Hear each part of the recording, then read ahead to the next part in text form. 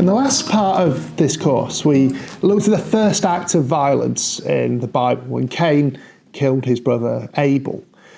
And we noted that there was something of Abel's blood going into the ground that was like a seed, that violence begets more violence. In this session, we're going to explore that idea in a bit more detail, that violence is like a spiral. It's like a poison that spreads or a seed that grows. Martin Luther King Jr. described it this way. He said, the ultimate weakness of violence is that it is a descending spiral, begetting the very thing it seeks to destroy. Instead of diminishing evil, it multiplies it. And I think we see this at work as we read the story of Scripture. Thinking back to the story of Cain and Abel. After Cain's punishment was announced by the Lord, he said, my punishment's more than I can bear. You're driving me from the land, and I'll be hidden from your presence. I'll be a restless wanderer on the earth, and whoever finds me will kill me.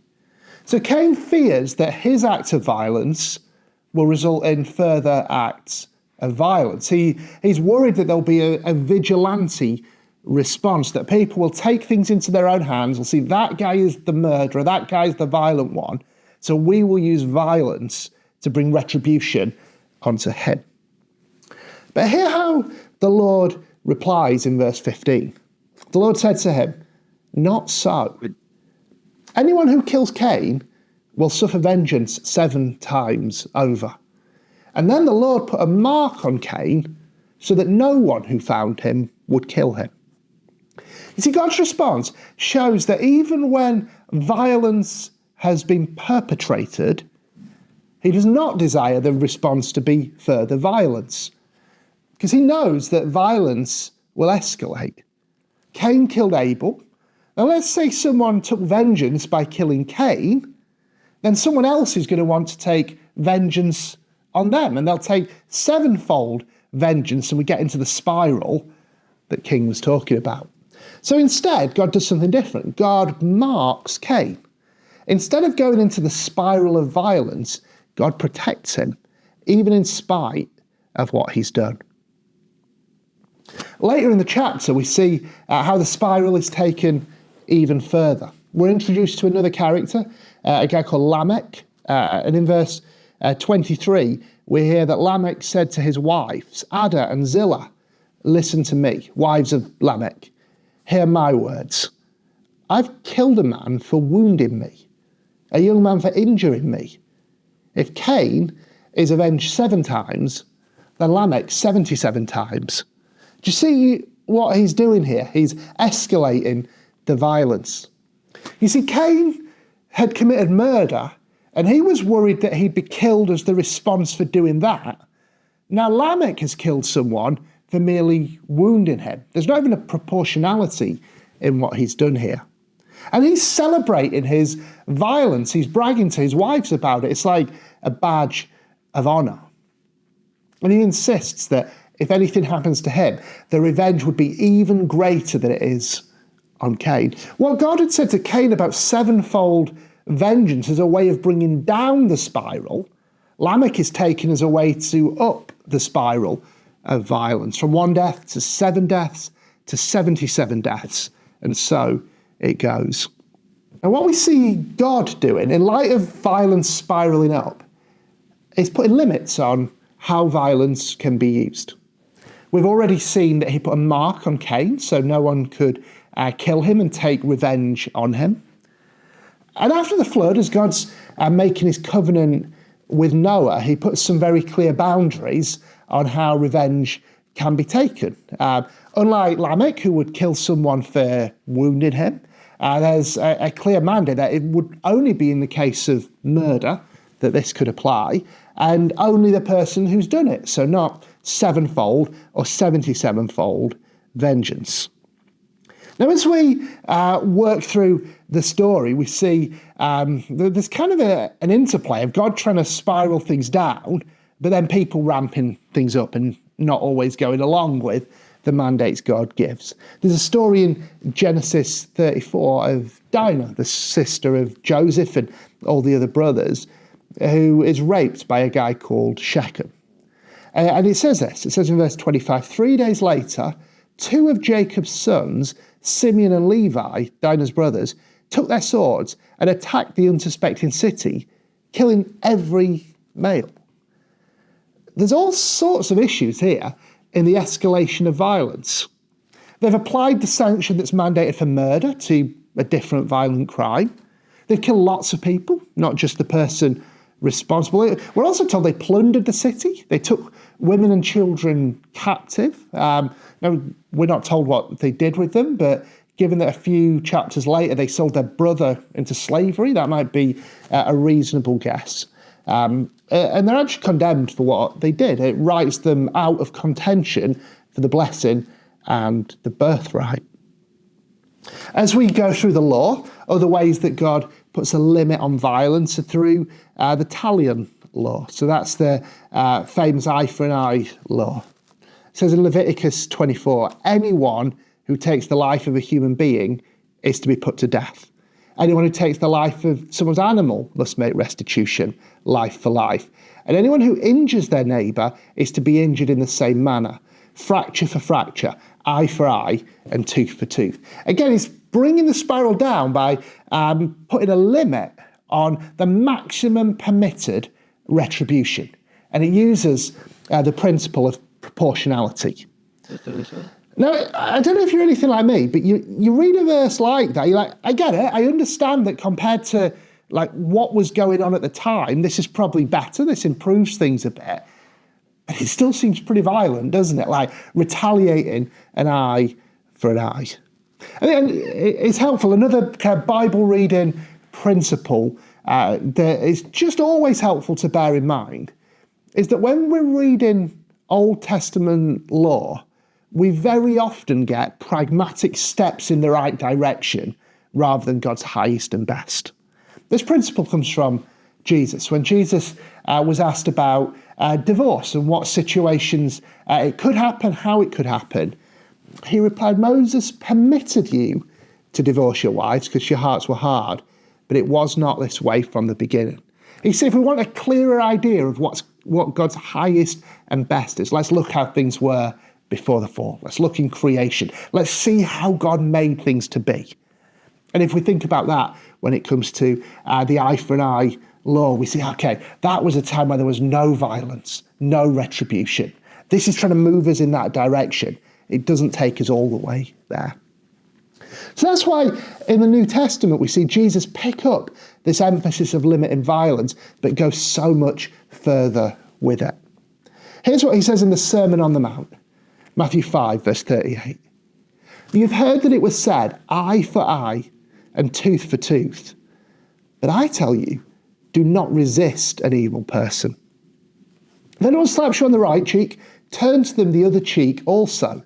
If anyone wants to sue you and take your shirt, hand over your coat as well. And if anyone forces you to go 1 mile, go with them 2 miles. So whereas an eye for an eye was the maximum permitted vengeance, as Christians, we're not to respond that way. We're not to make that choice. When he says do not resist an evil person, that word antisthemi is a word N.T. Wright explains it has the sense of like violent resistance. That's what he's saying. It's the same word often used in military situations in Greek translations of the Old Testament. And this is where the idea of Christian non-violence comes from. And it seems hard to argue, doesn't it? Jesus has said, do not use violence to resist. Do not resist in a violent way. I don't think he's actually saying don't resist at all. I think there's space for non-violence. But he is saying do not use violence to resist. And he outlines it with 3 case studies. So the first one is a situation of physical attack. A person who's been slapped on the cheek. Now, I remember a time when I was shoved against the wall by somebody. And then I know what happens in that moment. It's like hormones kind of fire up inside you. You want to act. It's like, okay, you've come at me. I want to come back at you. But Jesus says, no, in that moment when you're slapped, don't retaliate. Don't respond force for force. Now, some people talk about the kind of shame dynamics of slapping on one cheek is an inferior, another treats an equal. I think perhaps there is something like that going on here. But there's also a very kind of straightforward application, like a physical attack is not to be responded to with violence in kind. His second example is a legal attack, a person who is unjustly sued. And he talks about how we can diffuse this situation through generosity. The dynamics of a taking situation are very different to the dynamics of a giving situation. He's going to transform it into that giving situation. His third case study is fascinating, though. It's about political occupation. So when he's talking about carrying the pack for the extra mile, that was in the context of occupation by the Roman army. Now, soldiers in that army had the legal right to force any subject of an occupied territory to carry their heavy packs and gears for them, but the legal limit was 1,000 paces. So that is 1 Roman mile. Now, just imagine how you would feel if that was the situation in your own country. If you were living in a place where there were people from another part of the world who had occupied it with military force and were allowed to stop anyone going about their business and make them carry a heavy pack for a mile, what would you want to do? I think many people would say, well, we'd want to fight, we'd want to resist, we'd want to use violence to get them out of here. And that's exactly what some of the Jewish groups in Jesus' day wanted to do to this Roman occupied army. They wanted to rise up and fight. So as Jesus says, if someone asks you to do this, if someone asks you to carry their pack for a mile, do it. And even carry it another mile for them as well. Like, you can hear the gasps of shock at the time. But his teaching on non-retaliation and non-violent resistance even extends to that context of political occupation. Sometimes when we talk about the Sermon on the Mount, we make out as though it's just an individual thing. But examples like this, I think, show us that it's not quite as individualized as that. And Jesus also speaks about political realities and military questions and the application that this has as we think about those. He goes on in the same chapter. He says, you've heard it was said, love your neighbour, hate your enemy. But I tell you, love your enemies and pray for those who persecute you. There can be a variety of different contexts that we might think about enemies. We might think about people we have personal animosity with, those who've wronged us in different ways, maybe through acts of violence or theft. Or maybe we think of enemies as military adversaries and occupiers. But in all of those different examples, all of those different contexts, Jesus' word is this: don't resist them through violence, but do love them and do pray for them.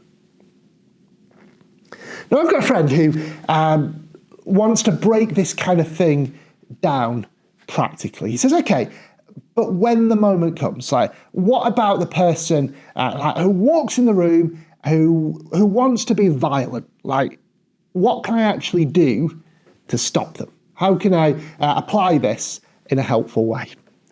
I know there are a lot of different things we can do. So what we're talking about isn't being passive. I think sometimes people hear the word pacifism and hear it as like passive. Very different words. They're not connected.